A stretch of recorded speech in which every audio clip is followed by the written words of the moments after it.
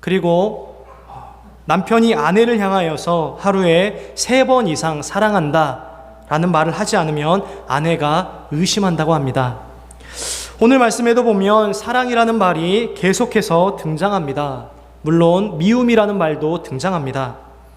하나님께서는 이스라엘을 향하여서 내가 너희를 사랑했다, 내가 너희를 사랑한다 라고 줄곧 말씀하시고 이스라엘 백성들은 그 사랑을 의심하기 시작합니다. 사실 반대로 된 것 아닙니까?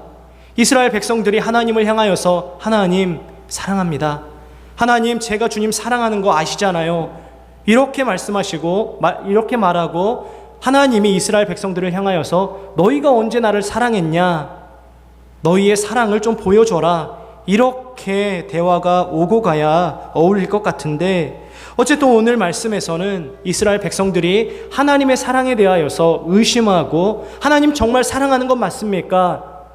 하나님의 사랑을 확인하려고 하는 말씀입니다. 오늘 본문은 하나님과 이스라엘 사이에 있었던 6번의 논박 중에 첫 번째 논박입니다. 말라기서에 보면 6번의 논박이 등장합니다. 하나님과 이스라엘 간에 서로 주고받고 이야기를 하다가 하나님께서 결론을 내리시는 장면들이 나옵니다. 하나님께서는 말라기 선지자를 통해 구약시대 마지막으로 하신 말씀의 요점이 바로 이것입니다. 내가 너희를 사랑했다라는 외침입니다. 이 외침의 요점은 나는 처음부터 너희를 사랑했다, 지금도 여전히 너희를 사랑하고 있단다, 이 사랑은 영원토록 변함이 없을 것이다 라고 하는 것이 말라기서의 요점입니다. 사실 구약 성경을 함께와 따로라는 관점으로 보면 참 재밌습니다. 함께 하려고 하는 분은 누구십니까? 하나님입니다. 여전히 임마누엘 하나님으로 자신을 소개하고 싶은 분이 바로 하나님이십니다. 늘 함께 하려고 하세요. 심지어는 우리가 죄악 가운데 있을 때조차도 그 죄를 끌어안으시면서 하나님은 함께 하시려고 합니다. 임마누엘 하나님으로 나타나시려고 합니다. 그러나 항상 따로 떨어져서 하나님 멀리, 하나님 없는 곳에서 그렇게 생활하려고 하는 사람이 누구입니까? 이스라엘 백성이요, 바로 우리들입니다. 그래서 함께와 따로라는 관점으로 성경을 읽으면 참 재밌습니다. 하나님의 백성들이 하나님의 사랑을 제대로 알고 있었다면 이런 말씀을 하지 않았을 것입니다. 하나님의 사랑에 대하여서 의심하지 않았을 것입니다. 하나님의 사랑에 대해서 의심한다는 것은 하나님이 어떤 분이신지 흐려진 것이에요. 총명이 흐려진 것입니다. 신관이 흐려진 것이에요. 우리의 신앙생활 가운데에도 그런 일이 있으면 안 되겠지만 영적인 침체가 찾아올 때가 있습니다. 영적인 침체가 찾아오면 어떤 현상이 일어납니까? 기도 생활도 하지 않게 되고 또한 말씀도 읽지 않고 또한 우리가 알고 있는 신앙의 의무들도 잘 이행하려고 하지 않습니다. 표면적으로 이런 모습들이 나타나죠. 내면적으로는 어떤 모습입니까? 하나님의 사랑에 대하여서 의심합니다. 그리고 하나님의 존재에 대해서도 의심하게 됩니다.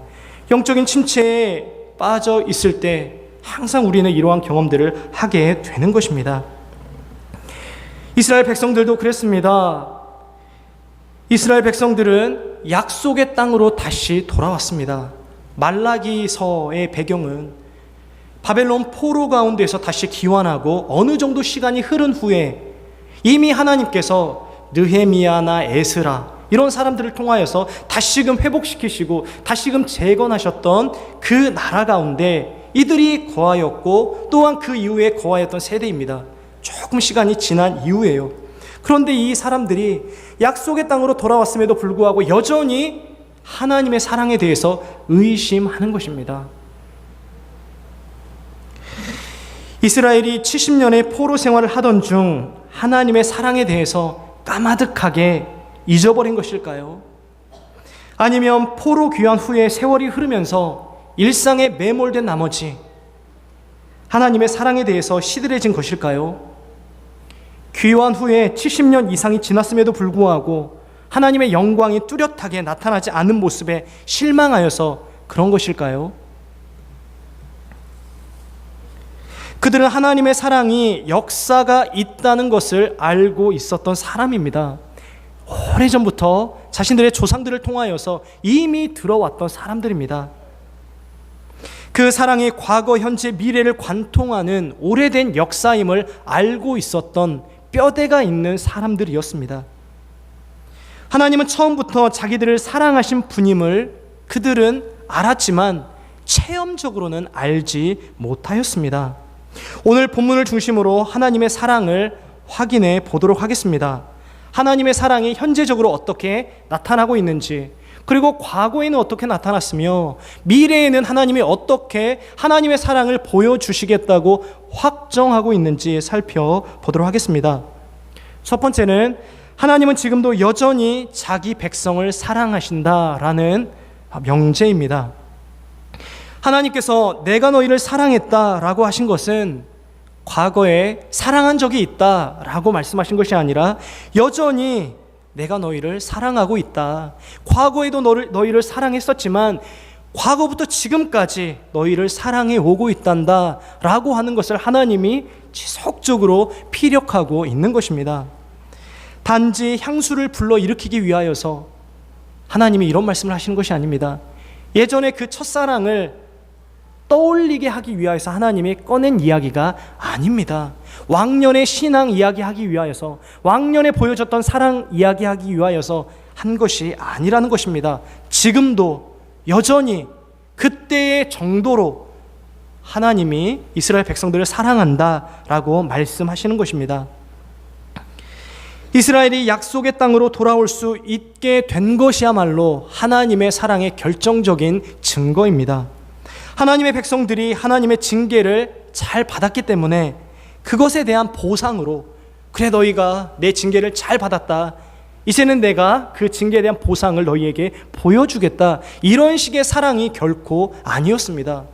분풀이를 하듯이 모든 화를 다 자녀에게 쏟아 부어놓고 그래 내가 이제는 너를 용서해 주겠다, 그런 하나님이 아니신 것입니다. 우리가 에스라서와 느헤미야서를 보면 돌아온 자들이 얼마나 하나님의 말씀에 대하여서 무지했는지 알 수 있습니다. 하나님이 지속적으로 그들을 사랑하고 있음에도 불구하고 그들은 하나님이 자신들을 얼마나 사랑했는지 알지 못하였습니다. 조상 대대로 들려오는 하나님께서 자신들을 사랑했던 이야기, 출애굽 이야기, 출바벨론 이야기, 이런 모든 것들은 하나의 역사에 불과하고 자신들과 무관한 하나님이라고 생각했던 것입니다. 출애굽과 출바벨론 중에 어느 것이 더 위대한 사건입니까? 어떤 것이 더 위대한 사건입니까? 얼핏 생각해보면 출애굽이 훨씬 더 위대한 사건처럼 여겨집니다. 왜냐하면 더 많이 나오거든요. 성경에 훨씬 더 많이 언급되고 있기 때문에 출애굽이 출바벨론보다 훨씬 더 위대한 사건이라고 여겨집니다. 맞습니다. 출애굽이야말로 그것으로부터 다른 모든 체험들이 설명되어집니다. 그러니까 원체험이라고 볼 수 있어요. 이스라엘 백성들이 한 공동체를 이루었습니다.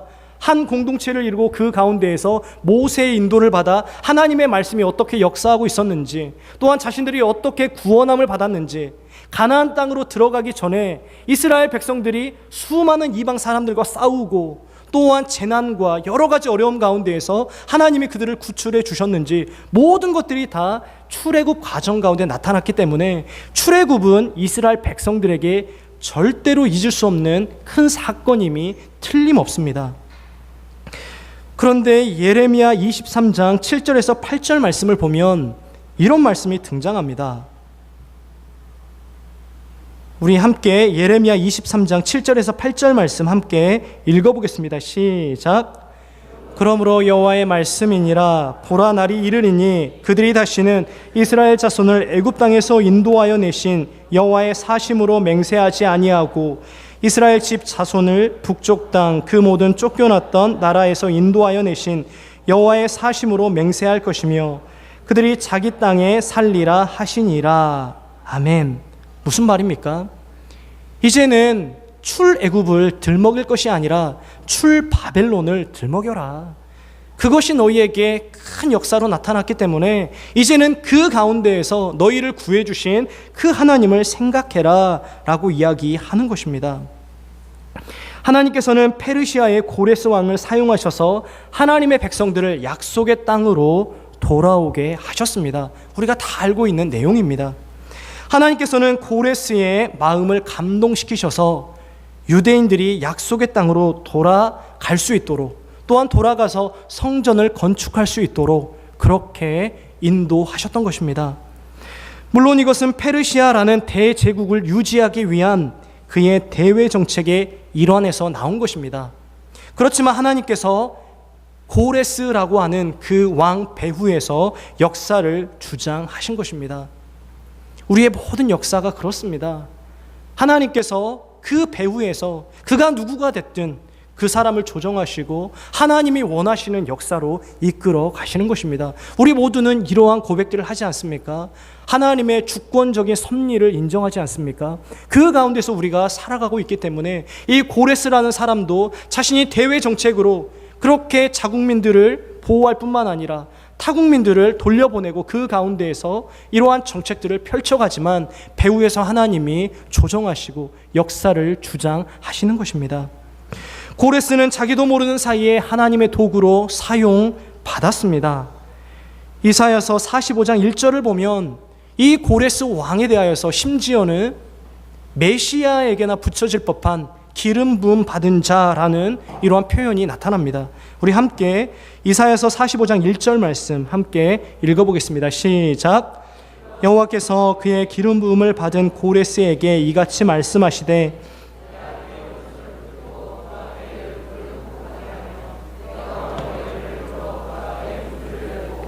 성문들이 닫히지 못하게 하리라. 아멘. 하나님께서는 이 고레스 왕을 사용하셔서 약속의 땅으로 이스라엘 백성들이 돌아올 수 있게 하셨던 것입니다. 고레스라는 사람도 적극적으로 사용받았습니다. 왜 이러한 모든 일련의 일들이 이렇게 나타난 것일까요? 또한 성경은 굳이 기록하지 않아도 되는데 왜 이러한 기사에 대해서 기록하고 우리로 말미암아 보게 하신 걸까요? 사랑의 증거입니다. 내가 너희를 그렇게 사랑했다. 내가 너희를 이방 왕을 들어서 너희를 돌려보낼 정도로 그렇게 너희를 사랑했단다. 너희가 죄로 말미암아 징계를 받았지만 너희가 나를 떠나고 또한 원망의 자리, 또한 나를 미워하고 또한 대적하는 그 자리에 있었지만 나는 너희를 사랑했단다. 이렇게 하나님이 하나님의 사랑을 보여주신 것입니다. 하나님의 사랑에 대하여서 의심하고 계십니까? 나에게 일어난 모든 일들을 보니까 하나님이 나를 사랑하시지 않는가 보다. 이제 나를 버리셨나 보다.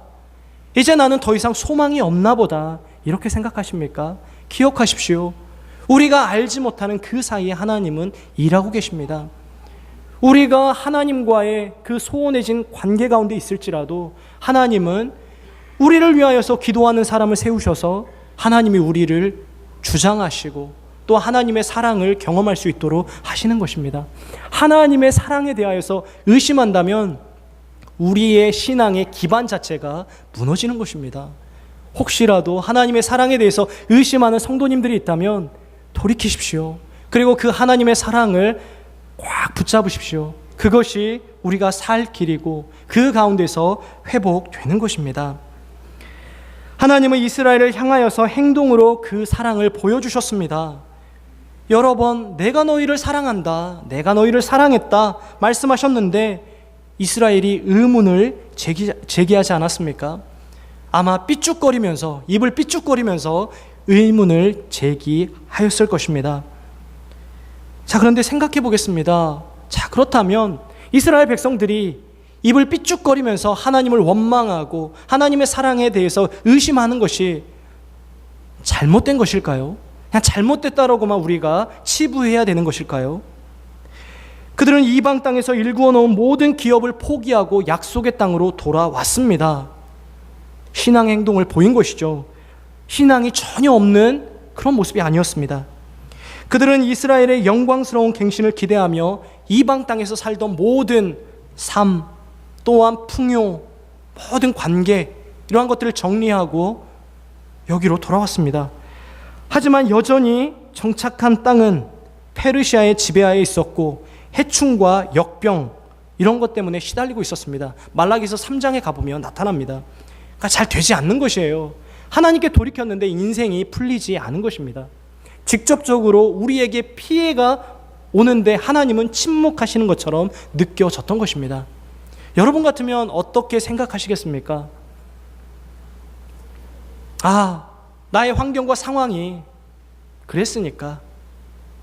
아니, 그건 잘못된 거야. 아무리 나의 상황과 환경이 어렵더라도 신앙만은 꽉 붙들었어야지.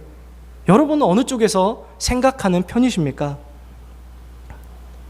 이들은 성전을 건축하는 것도 지지부진하였습니다. 사실 겨우 지어진 성전은 초라하기 짝이 없었습니다. 그래서 솔로몬 성전을 경험하였던 노인들이 수룹바벨 성전, 이제 막 지어진 초라한 성전을 보면서 울지 않았습니까? 과연 하나님께서 이곳에 계신가라는 의문을 제기할 수밖에 없는 상황입니다. 상황 그 자체를 부인하는 것이 아닙니다. 환경 그 자체를 부인하는 것이 아닙니다. 우리가 당하고 있는 그 어려움 자체를 하나님이 모르시는 것이 아닙니다. 하나님이 요구하시는 것은 무엇일까요? 믿음을 보이라는 것입니다. 그러한 상황, 그러한 환경, 그러한 어려움 모든 것을 하나님이 알고 계심에도 불구하고 그럼에도 불구하고 너희 믿음을 보이라 라고 하나님이 말씀하시는 것입니다. 사랑하는 성도 여러분, 우리는 상황과 환경에 따라 움직이는 사람들이 결코 아닙니다. 항상 우리가 붙들어야 되는 것은 하나님, 신앙, 항상 이 믿음 가운데 거해야 됩니다. 어떠한 환경 가운데 처할지라도, 어떠한 어려움이 우리 가운데 엄습해 오더라도 이 믿음만큼은 우리가 끝까지 지켜야 되는 것입니다. 믿음의 선진들이 그 길을 걸어갔고 우리 주 예수 그리스도는 마침내 죽음까지 감당하시면서 이러한 길들을 걸어가셨던 것입니다. 어쨌든 이 사람들은 의심하는 쪽을 선택합니다. 하나님이 나를 정말 사랑하는가? 하나님이 정말 우리를 지지하시는가? 의심하는 쪽을 선택합니다. 자기들 주위에 펼쳐진 환경을 보면서 하나님 사랑에 대해 의심합니다. 이 의심은 사실 한 번 의심이 들어오기 시작하면 이 의심이 증폭됩니다. 믿음하고 같은 것 같아요.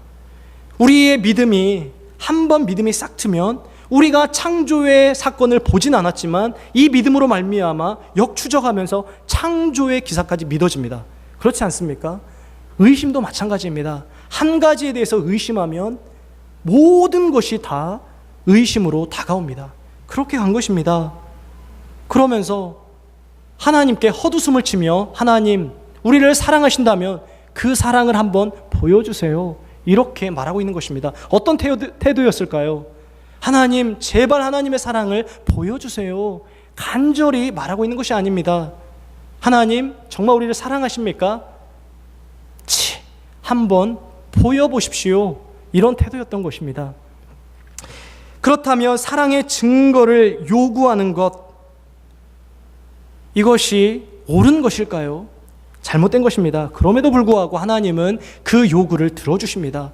그들과 함께하고자 하신 하나님은 그들의 원망 섞인 그들의 말투, 또한 그들의 모든 마음, 이러한 것들을 끌어안고 하나님이 그 대화에 응수해 주십니다. 이스라엘이 하나님을 향해 도대체 우리를 사랑하긴 한 겁니까? 솔직하게 표현하고 있습니다. 그런데 하나님이 그 사랑에 대해서 이렇게 말씀하고 있습니다. 우리 2절, 3절 말씀 같이 한번 읽어보겠습니다. 2절, 3절입니다. 시작. 나 여호와가 말하노라. 에서는 야곱의 형이 아니냐. 그러나 내가 야곱을 사랑하였고 에서는 미워하였으며 그의 산들을 황폐하게 하였고 그의 산업을 광야의 이리들에게 넘겼느니라. 아멘. 에서는 야곱의 형이 아니냐. 그러나 나는 야곱을 사랑했고 에서는 미워했다. 웬 뚱딴지 같은 말씀이십니까? 동문서답하고 계십니다.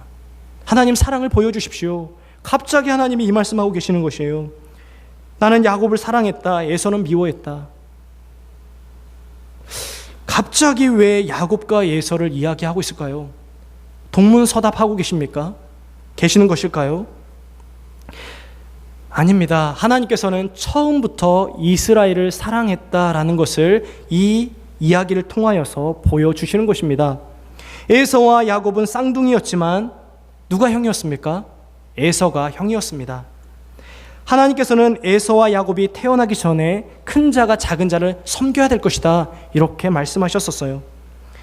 에서와 야곱의 출생을 통해 하나님께서는 선택의 비밀을 밝히십니다. 무슨 드라마 이야기하는 것 같죠? 네. 무슨 드라마에서 이렇게 이야기하는 것 같지만 성경에 있는 이야기입니다.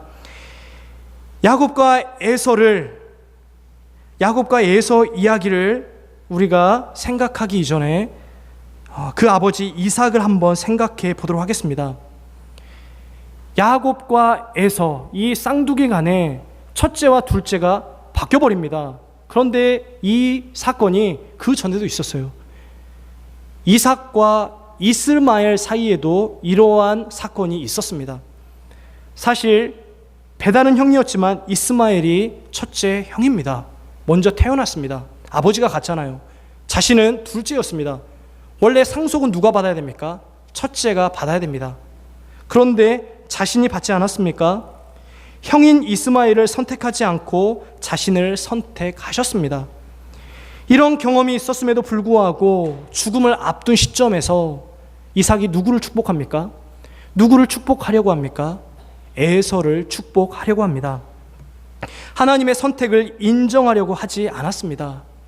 그래서 그는 죽기 직전에 에서를 축복하려고 했던 것입니다. 결과적으로는 야곱이 축복을 받았습니다. 그리고 이 사실을 알고 이삭이 경악을 하게 됩니다. 여기서 하나님의 사랑과 미움이 과연 절대적인 것인가, 아니면 단지 상대적인 것에 불과한 것인가 생각하게 됩니다. 하나님이 정말로 그 사람을 사랑하고자 마음 먹으시면 그 사람이 아무리 잘못해도 하나님이 끝까지 사랑하시고, 또한 그 사람을 하나님이 선택하지 않으시고 사랑하지 않으신다면 하나님께서 그 사람을 영원히 내버려 두시는가, 그 사랑이 절대적인가 상대적인가 생각해 보게 됩니다. 우리 3절 4절 말씀 함께 읽어보겠습니다. 시작. 에서는 미워하였으며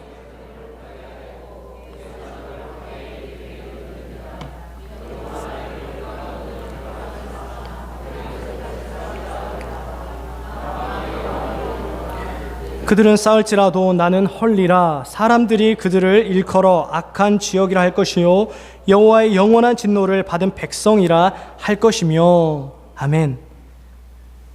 하나님께서는 에서를 미워하였습니다. 성경에서 미워하였다라는 표현들이 등장합니다. 왜 이러한 표현들이 등장하는 것일까요? 사랑을 강조하기 위하여서 이 미움이 등장합니다. 예수님께서도 말씀하시지 않았습니까? 부모를 미워해라. 예수님의 의중이 과연 부모를 미워하는 것에 있었을까요? 그런 것이 아니죠. 그리스도를 더 사랑해야 된다. 이 사랑을 강조하기 위하여서 사랑과 미움, 이러한 것들을 하나님이 사용하시는 것입니다. 에서는 미움을 받았다라고 나옵니다. 에서가 미움을 받았기 때문에, 선택받지 못했기 때문에 멸망한 것인가? 그렇지 않습니다. 우리가 예정을 생각할 때에 예정은 그러한 측면에서 접근할 것이 아님을 알아야 됩니다. 하나님께서는 한 번 예정한 사람을 끝까지 이끄신 하나님이십니다. 그렇다면 하나님이 선택하지 않은 사람은 하나님이 영원히 지옥불에 떨어뜨리려고 하나님이 하시는 것일까? 그렇지 않아요. 사실 하나님은 그 사람들조차도 돌아오기를 원하십니다. 그런데 그들은 그 사람의 삶에 따라, 그 사람의 행동에 따라 그렇게 심판받고 지옥불에 떨어지는 것입니다. 어쨌든 하나님께서는 에서를 미워하였다라고 이야기를 하면서 그 야곱을 사랑하였음을 피력하십니다. 에서는 어떻게 됐는데요? 그 에서의 족속인 에돔은 어떻게 됐는데요? 하나님이 에돔을 짓밟으셨지만 에돔이 다시 재기하려고 하지 않았습니까? 4절 말씀을 보면 에돔이 회복하려는 의지를 확고하게 드러냅니다. 우리가 파괴되었지만 돌이켜 무너진 곳들을 다시 세우겠다라고 이야기합니다. 12소선지서 중에 하나인 오바댜서에 보면 에돔의 이 노력이 단순한 노력이 아님을 보여줍니다. 어떠한 노력인데요? 하나님이 그러한 마음을 가지고 계시지만 우리가 그 하나님조차도 넘어서 보겠다. 하나님을 향하여서 교만을 드러내는 것입니다. 에돔은 가까운 미래에 정치적인 독립을 꾀하였습니다. 에돔은 다시금 자신들의 정치적, 사회, 경제적인 기반을 회복하기 위해 필사적인 노력을 하였습니다. 그런데 이것이 성경에서는 교만이다라고 이야기를 합니다. 사랑하는 성도 여러분, 아무리 하나님 앞에서 우리가 발버둥치고 하나님을 떠나서 그 가운데에서 하나의 유토피아를 만들려고 하여도 안 됩니다. 결국에는 하나님께로 돌아와야 됩니다. 납작 엎드려야 됩니다. 하나님께서는 이 에서 또한 이 에돔, 하나님이 선택하지 않으셨기 때문에 버려두신 것이 아니라 그 사람들의 믿음 없음, 결국에는 믿음 없는 모습들이 교만으로 나타나는 것이거든요. 하나님과 대결 구도를 갖고 그 사람들이 하나님을 짓밟으려고 하는 것이거든요. 이러한 노력들을 하나님이 꺾으시는 것입니다. 우리는 기억해야 됩니다. 하나님이 우리를 얼마나 사랑하시는지를 우리는 기억해야 되고, 우리가 하나님의 그 사랑을 알기 위하여서는 이 에돔처럼 그렇게 하나님 위에 서려고 하는 자세로 나아가는 것이 아니라 우리의 교만을 꺾고 우리의 믿음 없음을 회개하며 하나님 앞에 나아가야 되는 것입니다. 이러한 사실을 기억하고 하나님의 은혜 가운데 다시금 그 사랑을 회복하시는 우리 성도님들 되시길 바랍니다. 우리 함께 기도하겠습니다.